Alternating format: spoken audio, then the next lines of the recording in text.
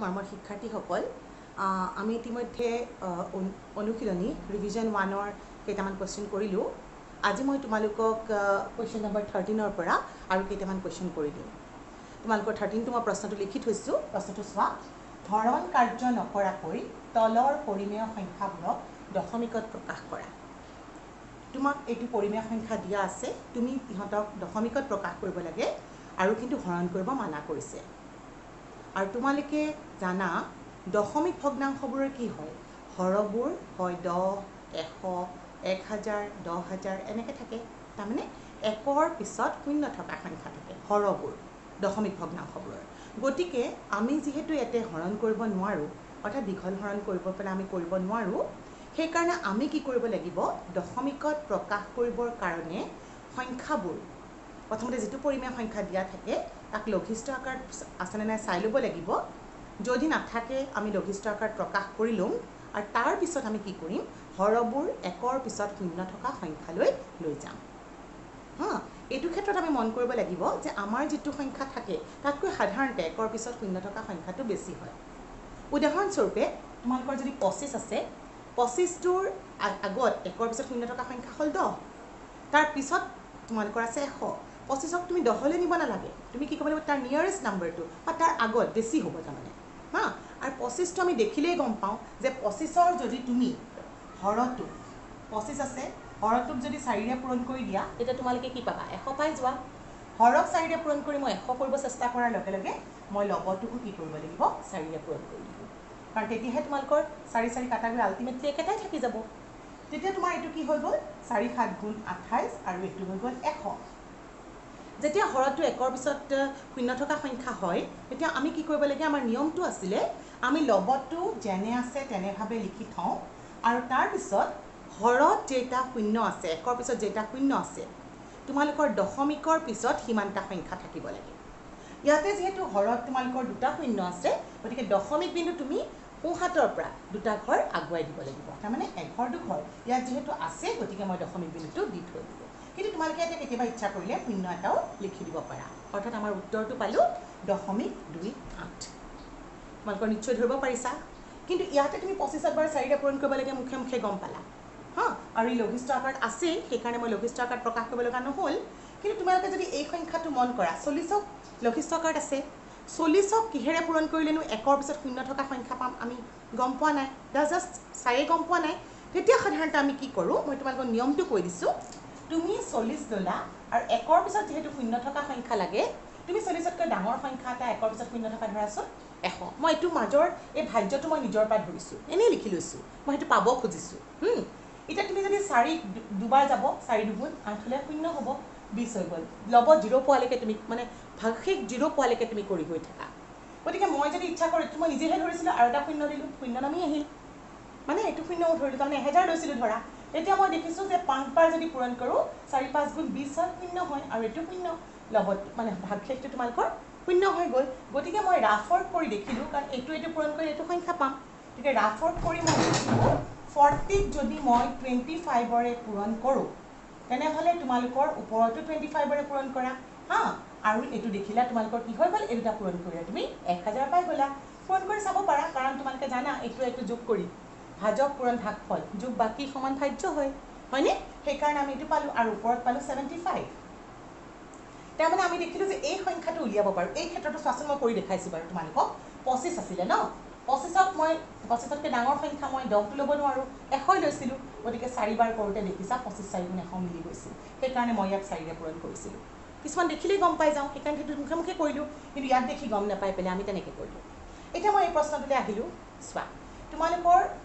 দশমিকত লিখিব মই কি কৈছিলোঁ, লবটো যেনে আছে তেনেভাৱে লিখি দিয়া, একৰ পিছত যিমানটা শূন্য থাকে দশমিকৰ পিছত সিমানটা সংখ্যা তোমালোকক লাগিব।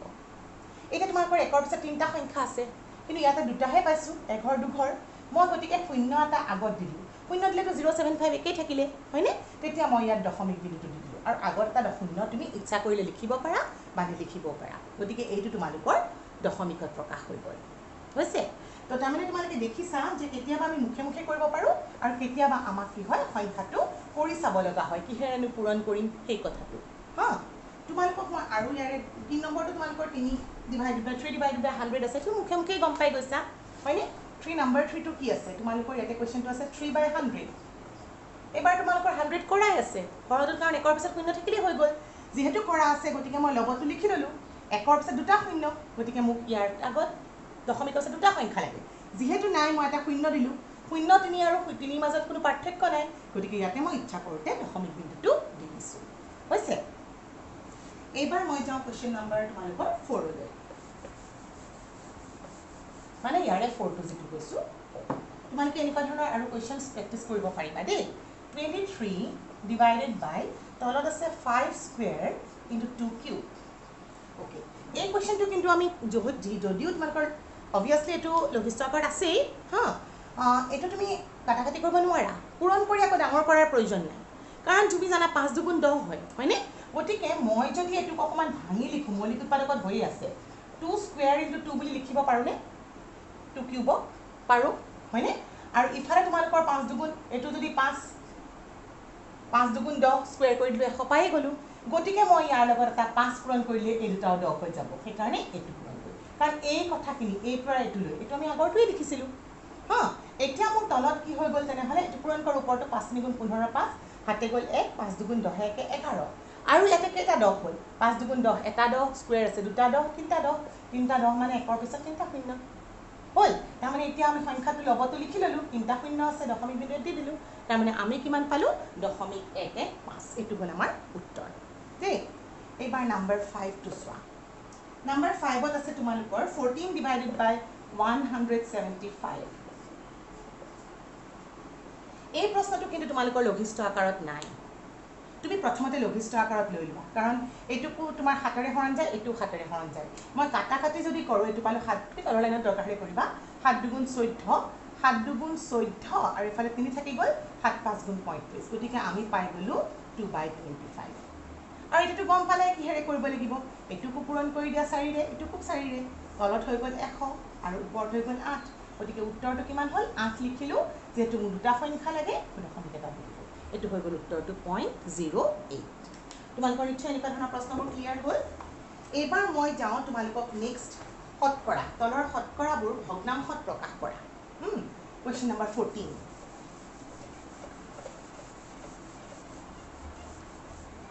প্ৰশ্নটো লিখি দিছো তলৰ শতকৰাবোৰ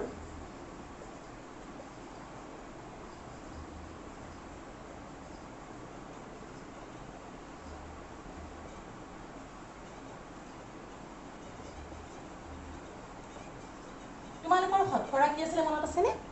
যেতিয়া কোনো এটা বস্তু তুমি 100ৰ ভিতৰত কৰা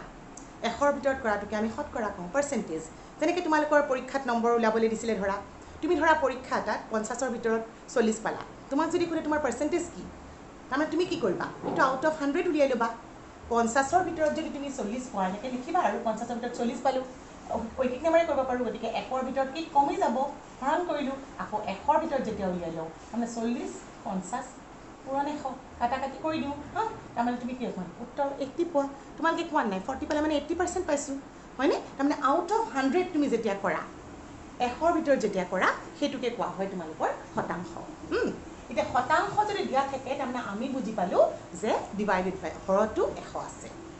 সিম্পলি তোমাৰ নাম্বাৰটো যেনে আছে তেনেকৈ লিখি পেলে তুমি হৰটো 100 কৰি দিয়া উত্তৰটো তোমালোকৰ হৈ গল হা এটা চোৱা প্ৰথম প্ৰশ্নটো তোমালোকৰ দিয়া আছে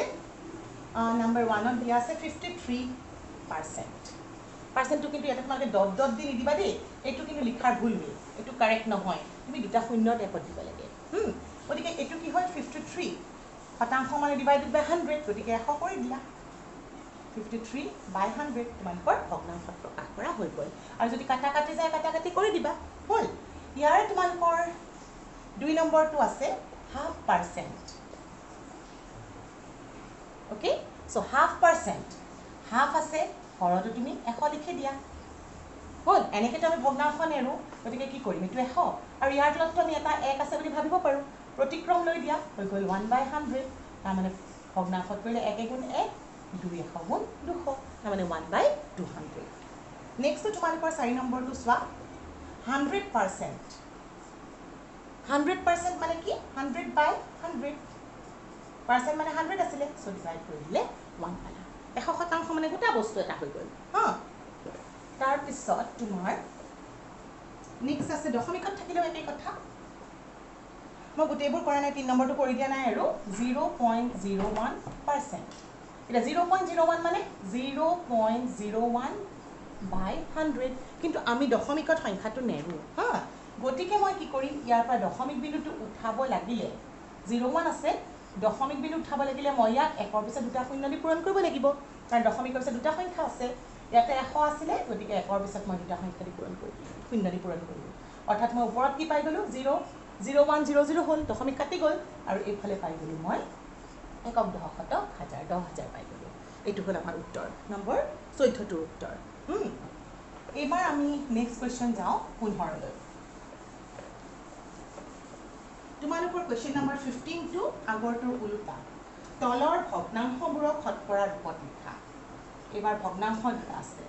তলৰ ভগ্নাংশবোৰক শতকৰা ৰূপত লিখা তাৰমানে শতকৰা কৰিব আছে ভগ্নাংশ দিয়া আছে শতকৰা কৰিব আছে যেতিয়া তোমালোকৰ ভগ্নাংশবোৰক শতকৰা কৰিব লাগে হা তুমি সদায় কি কৰিবা হৰটো 100 কৰি লবা হৰটো 100 কৰি লোৱা হৰটো 100 কৰি দিলে তুমি শতাংশত লিখি দিব পাৰা ডিভাইডেড বাই যিকোনো সংখ্যা ডিভাইডেড বাই 100 হলে তোমালোকৰ শতাংশ বুলি লিখি দিব পাৰা হেতুকে হা লগতেই হৈ গল শতাংশ তোমালোকক মই এটা প্ৰশ্ন এতিয়া কৰি দিছো চোৱা হাফ আছে হাফক তুমি শতকৰা ৰূপত লিখিব লাগে আমি বিভিন্ন ধৰণে কৰিব পাৰো এটা এই হাফটো ধৰা 1 নম্বৰতে মই হাফটো হা কি কৰিম হাফক হাফ সমান এনেকৈ লিখিব পাৰো পুৰণ 1 বুলি লিখিব পাৰো ন এটা 1ক মই তিনটা নিয়মত মই কৰি দেখাইছো তোমালোকক 100 বাই 100 লিখিলেতো 1 হয় হয়নে এতিয়া মই কি কৰিম এই 100 টোৰ লগত 2 টো ললো লগটোৰ লগত আৰু 1/100 মই সেপাৰেট কৰি দিলো কাৰণ 1/100 মানে হল পাৰ্সেন্ট সো এটো কাটা কাটি যাব থাকি গল 50 তাৰমানে আমি উত্তৰটো পালো 50% দীঘলীয়াকৈ কৰি দেখাইছো কিন্তু এটো তুমি সিধা সিধিও কৰিব পাৰা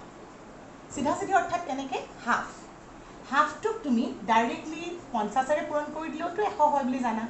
হৰটো 100 হে কৰিব লাগে তোমালোকৰ উদ্দেশ্য হৰ 100 কৰা গতিকে এটো 100 পাই গলা আৰু 50 something divided by 100 gives you percentage গতিকে এটো হৈ গল 50% আৰু এটা ইজিয়েষ্ট ওয়ে একদম ডাইৰেক্ট কৰিছো তোমালোকৰ হাফ আছে হাফটোক তুমি কি কৰা হাফ ইনটু 100% half into 100% মানে 100% মানে 1/100 half by half 100/100 হৈ গল 1 গতিকে এনেকৈ কৰিব পাৰো এইটোকে তোমালোকে মোমতে প্ৰিফাৰ কৰিবা সহজতে হৈ যায় এইটো কৰিবা ডাইৰেক্ট কৰিলে ভাল হা তোমালোকে যেটো সংখ্যা আছে তাক কি 100% লিখি দিবা 100 মানে তোমালোকৰ 100 এ থাকিলে মই তিনটা কৰি দিছো সব অংক আৰু হেনেকে কৰি নাথাকো আৰু হা মই এটা অংক তোমালোকৰ গুটেই কিটা মেথড কৰি দেখাই দিম এবাৰ মই যাও তোমালোকৰ নেক্সট ধৰা কোৱেশ্চন নম্বৰ 3 টো কৰি দিয়া 3/20 মই তোমালোকৰ ডাইৰেক্ট কথা কৰাৰ কথা কৈছো তাৰ মানে মই কি কৰিম 3/20 into 100% এটো কাটা কাটি যাব 20 5 গুণ 100 হয় তাৰ মানে কিমান পালো 15% বা 15% ওকে সিধা সিধি কৰিছো বা তোমালোকে 20ক 5 ৰে পূৰণ কৰা 100 হৈ গল 3 5 গুণ 15 তেনেকেও কৰিব পাৰা দেই ওকে মই এটা 4 টো কৰিছো 42 divided by 125 সিধা কৰো দে তোমালোকে যোনটো নিজৰ মতে যেটো সুবিধা পোৱা হেতু কৰিলে হ'ল 100 দি পাৰ্সেন্টেজ কৰিলো কাটা কাটি যাব মই সিধা প্ৰসেসৰে যাব বুলি জানো কাৰণে কৰি দিছো 25 আৰু ইফালে হ'ল 4 আমি 4 দুগুণ 8 4 4 গুণ 16 হৰণ 5 তাৰমানে তুমি এটো কিমান পালা 168 divided by 5% এতিয়া তোমালোকৰ এই কথাটো তুমি দশমিকৰ ক্ষেত্ৰতো একে ধৰণে প্ৰযোজ্য একে নিয়ম কোনো ধৰণৰ চেঞ্জ নাই হা তোমালোকৰ শতকৰা ৰূপতে লিখিব দিছে নেক্সট কোৱেশ্চন নম্বৰ 6 টো তোমালোকৰ আছে বাকি ৰখি যোৱা কেটা নিজেই কৰিবা দেই 1.25% মই কি কৰিম 1.25 ইনটু দিলু আৰু 100 দিলু পাৰ্সেন্টেজ দিলু এটা এইটো পূৰণ কৰি দিলে কিমান হৈ গল দশমিকৰ পিছত দুটা শূন্য আহি যাব কাটা যাব তাৰমানে কিমান হৈ গল 125% মই তোমালোকক কিছুমান সৰু সৰু ক্যালকুলেশন মুখে মুখে কৰি দিছো তোমালোকে নিশ্চয় ধৰিব পাৰিছা হ'ব মই আজি তেনলে এইখিনিতে এৰিছো পিছৰ ক্লাছত মই নেক্সট কোৱেশ্চনছ কিছুমান কৰি দিম থ্যাংক ইউ